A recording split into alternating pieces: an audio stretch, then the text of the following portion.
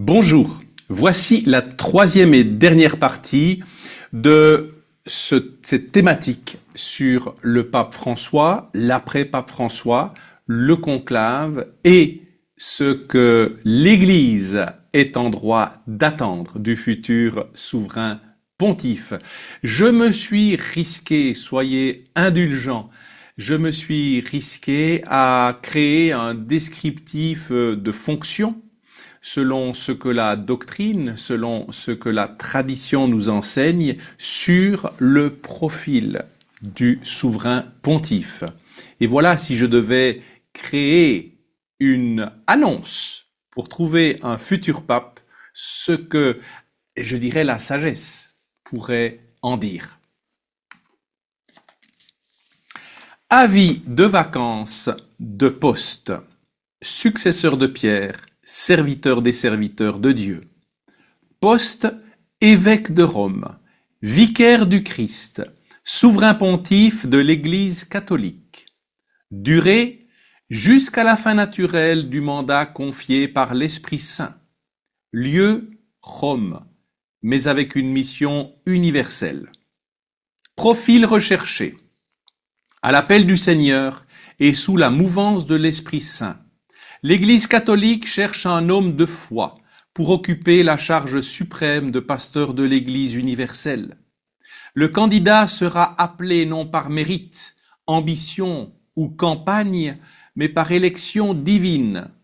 Il devra faire preuve d'une obéissance totale à celui qu'il a élu, Jésus-Christ, dont il sera le vicaire visible sur terre.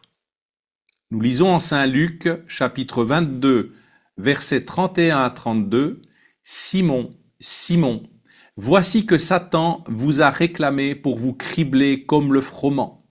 Mais moi j'ai prié pour toi, afin que ta foi ne défaille pas. Toi donc, quand tu seras revenu, affermis tes frères. » Responsabilité principale. Confirmer ses frères dans la foi, en toute fidélité au Christ et à l'Évangile, sans céder à l'esprit du monde ou aux caprices des modes culturels. Garder et transmettre le dépôt sacré de la foi, se référer à Dei Verbum, chapitre 10, sans altérer, ni en retrancher, ni en édulcorer le contenu. Veiller à l'unité de l'Église, mais jamais au prix de la vérité ou de la justice. L'unité recherchée n'est pas compromission, mais communion dans la vérité. Être un homme de peu de paroles, mais dont la voix devient celle de Dieu, claire, ferme, droite, sans ambiguïté, comme il est écrit, « Que votre parole soit oui si c'est oui, non si c'est non. Ce qu'on y ajoute vient du mauvais. » nous dit saint Matthieu au chapitre 5, verset 37. Parlez au monde sans se conformer au monde, selon l'admonition de saint Paul. Ne vous conformez pas au monde présent, mais soyez transformés par le renouvellement de l'intelligence pour discerner quelle est la volonté de Dieu. Romains chapitre 12, verset 2. Ne pas craindre les jugements du monde, mais redouter de trahir la volonté de Dieu. Dans les Actes, chapitre 5, verset 29, nous lisons « Il faut obéir à Dieu plutôt qu'aux hommes ». Refuser d'être un diplomate ou un simple communicant. Le prochain pape ne sera pas un stratège des apparences, mais un pasteur véritable, bienveillant et exigeant, humble et audacieux, selon le cœur du Christ. Nous lisons en Saint Jean, chapitre 21, verset 17, paie mes brebis. Et nous lisons en Saint Luc, chapitre 6, verset 26, « Malheur à vous, lorsque tous les hommes disent du bien de vous. » Attitude attendue. Premièrement, renoncer à son ego et à ses désirs personnels pour épouser totalement la volonté du Christ. Nous lisons en Galates 2, verset 20, « Ce n'est plus moi qui vis, mais le Christ qui vit en moi. » Deuxièmement, assumer une vocation de crucifié, suivant l'exemple de Pierre, prêt à être cloué la tête en bas si nécessaire, car son royaume n'est pas de ce monde. Ubi Petrus, ibi ecclesia, là où est Pierre, là est l'Église. Troisièmement, orienter l'Église vers l'Éternel en la détachant des pesanteurs du temporel. Nous lisons dans l'Épître aux Colossiens, chapitre 3, verset 2, « Recherchez les choses d'en haut, non celles de la terre. » Modalité de candidature. Aucune lettre de motivation ne sera acceptée. Seule l'humilité, la fidélité et la disponibilité intérieure comptent. Le vrai candidat ne postule pas, il se laisse saisir. Sélection. Réalisée sous l'action de l'Esprit Saint, par le Collège des cardinaux, en conclave, selon les normes du droit canonique, Universi Dominici Gregis. Conclusion. L'Église ne cherche pas un gestionnaire, ni un diplomate, ni un roi.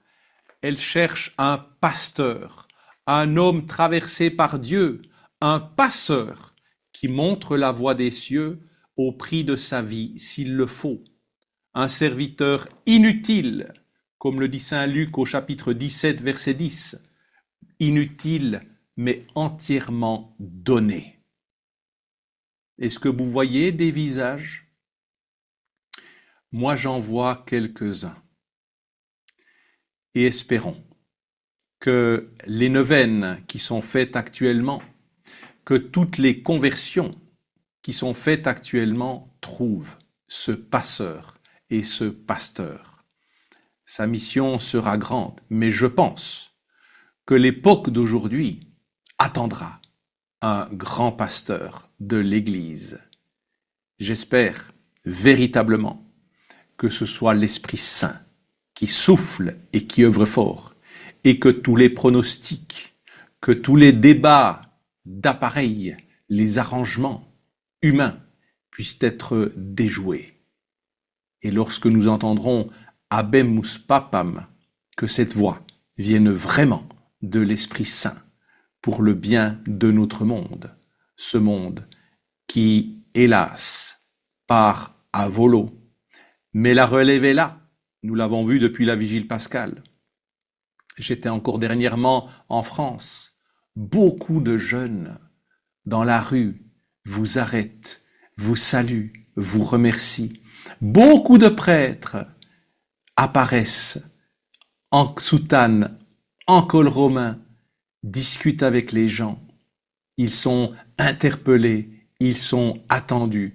Je pense aujourd'hui que nous devons être à la hauteur de ces attentes. Et Dieu sait si le futur pape devra l'être. Parce que ces jeunes ont besoin de nourriture. Ils ont besoin d'un grand frère dans la foi, un Saint-Pierre. Non pas un Saint-Pierre avant son renoncement, mais un Saint-Pierre après le départ du Christ. Que celui qui a des oreilles entende.